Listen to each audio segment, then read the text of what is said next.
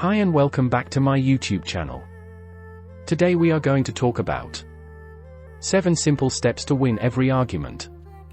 Let me give you the bottom line up front. Think hard about what winning an argument really means. Because if you can define that word correctly, it will make all the difference. It works in business, and it works in personal relationships.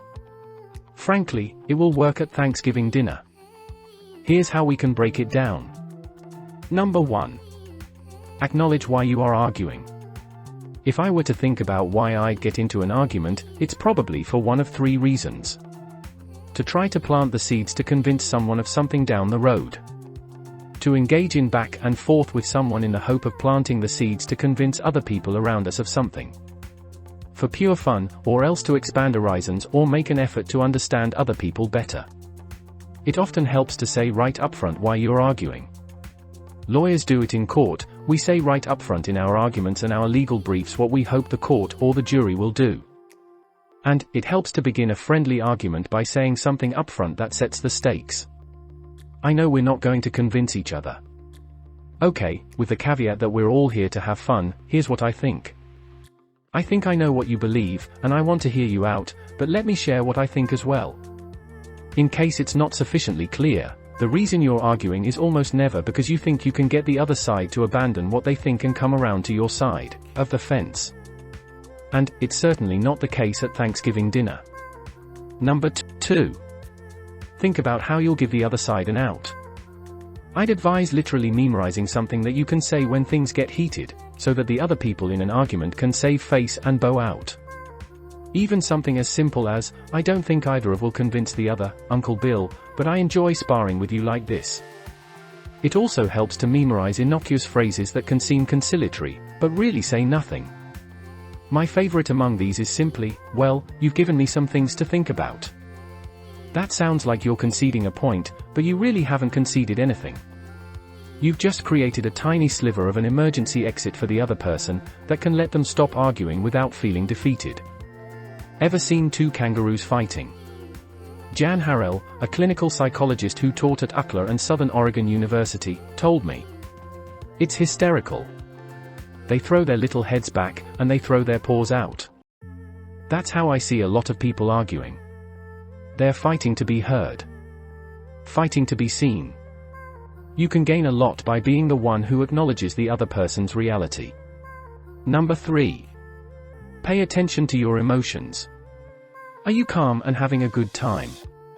Do you feel your blood pressure rising? Are you spoiling for a fight and almost unable to believe what is coming out of the other person's mouth? Watch your emotions. There's probably no quicker way to get off the right track than to let your emotions get the best of you. While you're at it, watch the other person's emotions. When you're cognitively hyper-aroused, when you have a racing heartbeat, racing thoughts, people around you can pick up on this, said Dr. Gillian O'Shea Brown, a psychotherapist who specializes in complex relational trauma and teaches at New York University.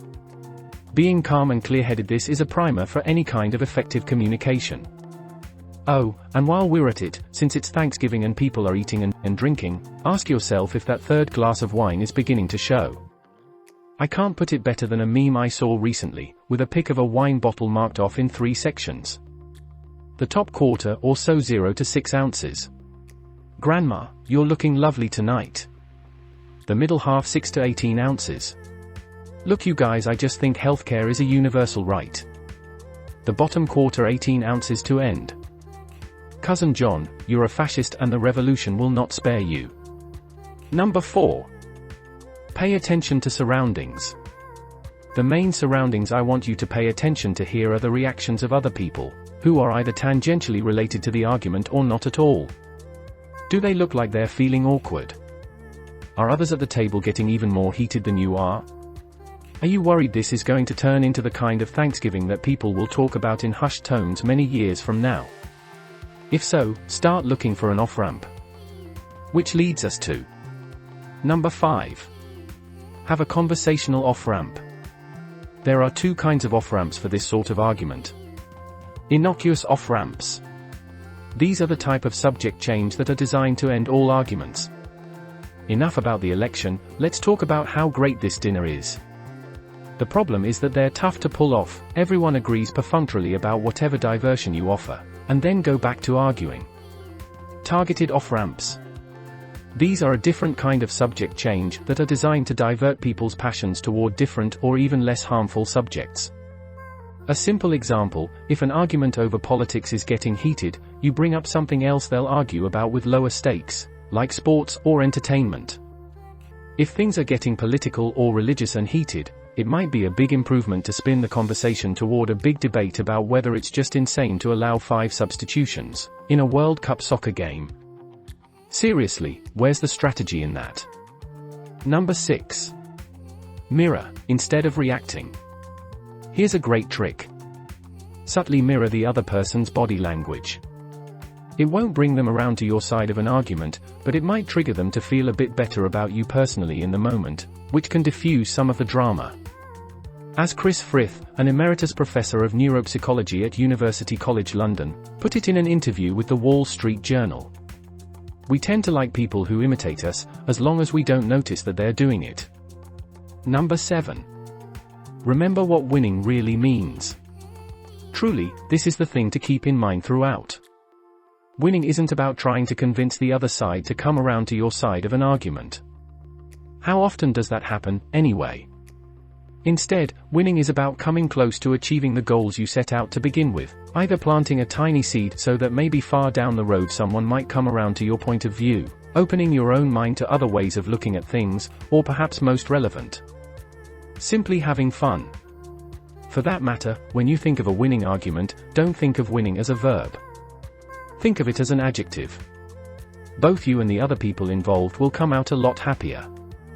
And Thanksgiving dinner will be a lot nicer. Thank you, and I see you in the next one.